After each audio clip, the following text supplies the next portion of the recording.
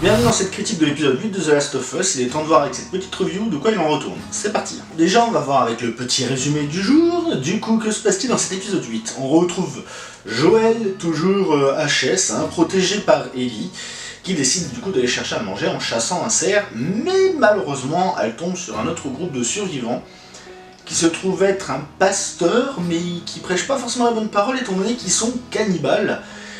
Et ils vont essayer du coup de retrouver Joel, puisque dans les épisodes d'avant, ceux qui ont attaqué Joel et que Joel a tué du fait qu'il est blessé, étaient tout simplement des compagnons de ces gens-là.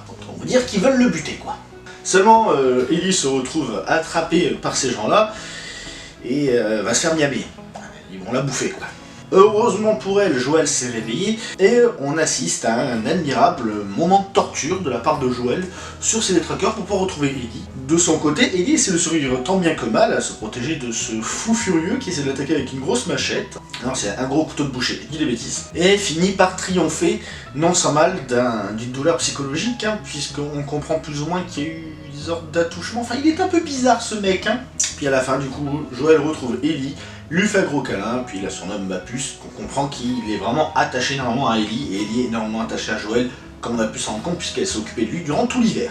Bref, c'est tout pour le résumé. Maintenant l'épisode. Alors, j'ai vu beaucoup de gens qui étaient là en mode « Ouais, The Last of Us, ça manque d'action, etc. » Moi, c'est pas ce que je trouve, même dans les épisodes d'avant, etc. On avait toujours un peu de tension, toujours un peu d'action.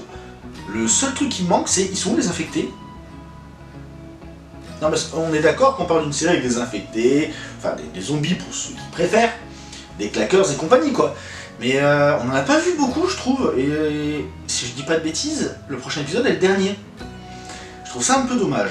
Peut-être qu'on aura des petites surprises sur la fin.